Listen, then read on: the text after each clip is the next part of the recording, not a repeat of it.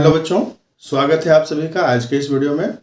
बच्चों, आज हमारे हाथ में एक नई चीज़ है और आप सोच रहे होंगे कि आज सर ने अपने हाथ में ये बर्थडे कैप क्यों ली है। बच्चों, यह एक ज्यामितीय आकृति है और आज की वीडियो में हम इसी के बारे में चर्चा करेंगे। और इस आकृति का नाम क्या है? शंकु।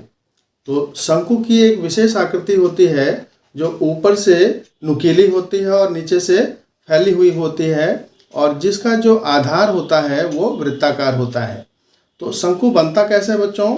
यदि हम किसी त्रिभुज को ले लें, जैसे हमारे पास एक त्रिभुज है, यहाँ पे एक समकोण त्रिभुज हमने ले लिया और इसकी जो लंबवत भुजा है, जो लंब भुजा है, इसको फिक्स करके लंबवत भुजा के परितः इसे अगर घुमा दिया जाए तो एक आकृति प्राप्त होती है और इस प्रकार की आकृति को ही हम शंकु कहते हैं। जैसा कि यहाँ आप चित्र में देख सकते हैं, यह एक समकोण त्रिभुज है।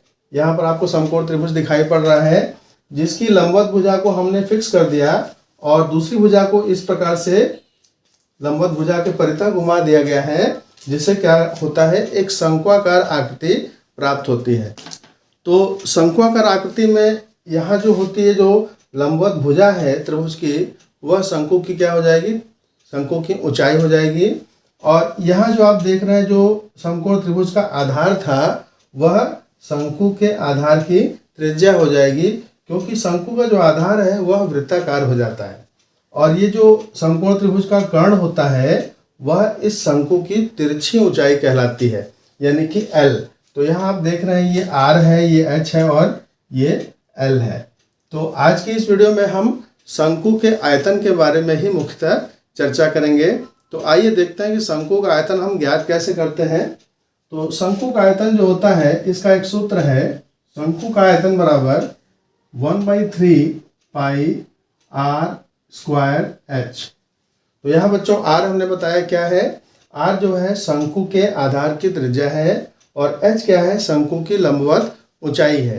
तो यदि आपको शंकु का आयतन ज्ञात करना हो तो उसके आधार की त्रिज्या और ऊंचाई आपको ज्ञात कर लेना होगा और इसी आधार पर केवल आप उसका आयतन ज्ञात कर सकते हैं। शंकु की तिरछी ऊंचाई ज्ञात करने के लिए एक सूत्र है, L बराबर √r² प्लस h²। तो यदि प्रश्न में आपको डायरेक्ट ऊंचाई न दी हो और तिरछी ऊंचाई और आधार की त्रिज्या दी गई हो तो आप इसमें पाइथागोरस प्रमेय का प्रयोग करके आप L और R की सहायता से h को आराम से ज्ञात कर सकते हैं। यानी कि इन तीनों में से यदि कोई दो राशि आपको प्राप्त हो तो तीसरी राशि का मान आप इजीली ज्ञात कर सकते हैं और इस सूत्र की सहायता से शंकु का आयतन बिल्कुल आसानी से ज्ञात कर लेंगे। अब बच्चों, शंक्वाकार आकृति होती कौन कौन सी है? जैसा कि हमने उदाहरण बताया कि शंक्वाकार आकृति जो आपका बर्थडे कैप हो गया, और इसी प्रकार से जैसे टेंट बनाते हैं तो टेंट भी शंक्वाकार आकृति होती है। तो इस तरीके से बहुत सारी आकृतियाँ आपको अपने दैनिक जीवन में मिल जाएंगी जो कि शंकु के आकार की होती हैं। तो बच्चों, आपने जाना कि शंकु का जो आयतन होता है वो, उसका सूत्र क्या है, 1/3 पाई r² h। यदि शंकु का आयतन ज्ञात करने के लिए आपको r और तिरछी ऊंचाई L दी गई हो, h न दिया गया हो, तो आप इस सूत्र से h का मान आसानी से ज्ञात कर सकते हैं। तो h यानी कि ऊंचाई ज्ञात करने के लिए आपको L² माइनस r² करना होगा। तो आसानी से आप h जो है ज्ञात कर लेंगे, जो कि शंकु की वास्तविक ऊंचाई है, लंबवत ऊंचाई है। तो जब भी शंकु का लंबवत ऊंचाई और आधार की त्रिज्या आपको ज्ञात होगा तो आसानी से आप उसका आयतन ज्ञात कर सकते हैं। बच्चों, यहाँ एक बात और आपको बताते चलें कि समान ऊंचाई और समान आधार की त्रिज्या वाले बेलन का जो आयतन होता है वो शंकु के आयतन का 3 गुना होता है। यानी कि अगर हम इस चित्र में आप देख रहे हैं कि एक ही आधार पर एक बेलन बनाया गया है और समान ऊंचाई पर जो है एक शंकु भी बनाया गया है, तो यह जो बेलन है इसका आयतन आपने पढ़ा है पाई r² h और शंकु का आयतन अभी अभी आपको बताया गया 1/3 पाई r² h। तो इस प्रकार से जो शंकु का आयतन होता है वो बेलन के आयतन का 1/3 होता है, या इसे हम ऐसे कह सकते हैं कि जो बेलन का आयतन होता है वो शंकु के आयतन का 3 गुना होता है। तो बच्चों, हमने जाना कि शंकु के आयतन ज्ञात करने का क्या सूत्र है और शंकु का आयतन हम किन परिस्थितियों में ज्ञात कर पाएंगे, जब शंकु के आधार की त्रिज्या और शंकु की लंबवत ऊंचाई हमें ज्ञात हो। लेकिन बच्चों यदि प्रश्न में शंकु के आधार की त्रिज्या के बजाय शंकु का जो है व्यास दे दिया गया हो, तब हम क्या करेंगे और उसके लिए क्या सूत्र है, तो आइए देखते हैं। यदि शंकु के आधार का व्यास d हो, तो d अगर व्यास है तो त्रिज्या क्या हो जाएगी, इस व्यास की आधी हो जाएगी। और शंकु का आयतन का सूत्र हमारे पास क्या होता है, v बराबर 1/3 पाई r स्क्वायर h।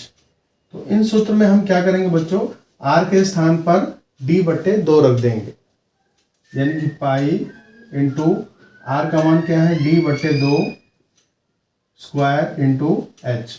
अब इसको हल करेंगे, 1/3 पाई d स्क्वायर और 2 का वर्ग क्या हो जाएगा, 4। तो इस तरीके से यहाँ पर 3 चौका 12, 1/12 पाई d स्क्वायर h हो जाएगा। तो ये जो आपका नया फार्मूला बना v बराबर 1/12 पाई d स्क्वायर h, इससे आप डायरेक्ट जो है आपको व्यास के द्वारा शंकु का आयतन ज्ञात हो जाएगा। तो आइए इस शंकु के आयतन को हम कैसे ज्ञात करेंगे, इसे एक प्रश्न द्वारा, एक उदाहरण द्वारा समझते हैं। बच्चों शंकु का आयतन हम किस प्रकार से ज्ञात करेंगे, इसे समझने के लिए हमने एक उदाहरण लिया है। आइए देखते हैं। हमने एक प्रश्न लिया है, यदि किसी शंकु के आधार की त्रिज्या 7 सेंटीमीटर तथा लंबवत ऊंचाई 9 सेंटीमीटर हो तो शंकु का आयतन ज्ञात कीजिए। तो यहाँ आपको आधार की त्रिज्या दी गई है, यानी कि r आपको दे दिया गया है 7 सेंटीमीटर, और इसके बाद जो है लंबवत ऊंचाई h जो आप लेते हैं वो 9 सेंटीमीटर है, और इसका आयतन आपको ज्ञात करना है। तो शंकु का आयतन क्या हो जाएगा, शंकु का जो आयतन होता है वो 1/3 पाई r स्क्वायर h होता है। यहाँ पर क्या करेंगे, आप सारे मानों को रख देंगे, 1/3 गुणे पाई का मान होता है 22/7 और r का मान कितना है 7। तो यहाँ पर r स्क्वायर है, यानी कि 7 गुणे 7 आप कर लेंगे, और h का मान क्या है 9 सेंटीमीटर, तो यहाँ पर आप 9 ले लेंगे। अब इसे आप हल कर लेंगे तो 3 से 9 कट जाएगा 3 बार में, और 7 से ये एक साथ कट जाएगा, यानी आपको क्या करना है 22 × 7 × 3 ये गुणा कर लेना है। तो 7 के 21, 22 गुणे 21 आपको करना है। इसे आप रफली कर लेंगे। तो इस प्रकार से बच्चों 462 यहाँ प्राप्त हो जाएगा। तो ये 462 घन सेंटीमीटर ये जो है इस शंकु का आयतन आपको ज्ञात होगा। बच्चों प्रतियोगी परीक्षाओं में कभी कभी ऐसे प्रश्न आते हैं, यदि किसी शंकु के आधार की त्रिज्या व लंबवत ऊंचाई 2 गुनी कर दी जाए तो शंकु का आयतन कितना हो जाएगा। तो शंकु का आयतन होता कितना है, यदि आधार की त्रिज्या r तथा ऊंचाई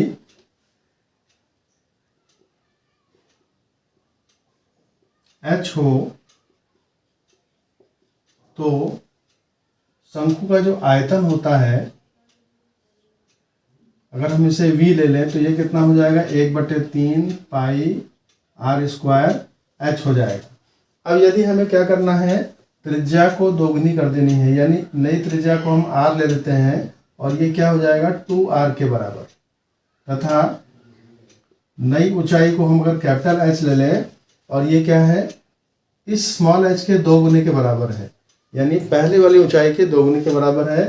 तो नया आयतन जो v1 बनेगा, नए आयतन को हम मान लेते हैं v1, तो सूत्र तो वही लगेगा 1/3 पाई r स्क्वायर। अब r स्क्वायर क्या हो जाएगा, कैपिटल R का स्क्वायर और कैपिटल H, नए वाले जो शंकु होंगे उसके आधार की त्रिज्या और उसकी ऊंचाई हो जाएंगी। तो यहाँ पर r और h का मान आपको रख देना है 1/3 पाई, इस कैपिटल R का मान क्या है 2r, 2 × स्मॉल r का होल स्क्वायर, और h के जगह पर 2 × स्मॉल h रख देंगे।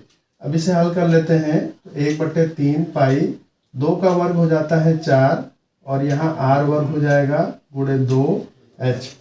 तो इसे और हल कर लें तो 4 दूना 8, यहाँ आ जाएगा 8 गुणे 1/3 पाई r स्क्वायर और h। तो बच्चों ये जो 1/3 पाई r स्क्वायर h है वह पुराना वाला आयतन है जिसे आपने v लिया था। तो ये क्या हो गया 8 × v, और ये किसके बराबर है v1 के बराबर। यानी कि जो नया आयतन होगा वो पहले वाले आयतन का कितना हो जाएगा, पहले वाले आयतन का 8 गुना हो जाएगा। इस प्रकार से ये जो है आपको प्राप्त हो गया कि नया आयतन पुराने आयतन का 8 गुना हो जाएगा।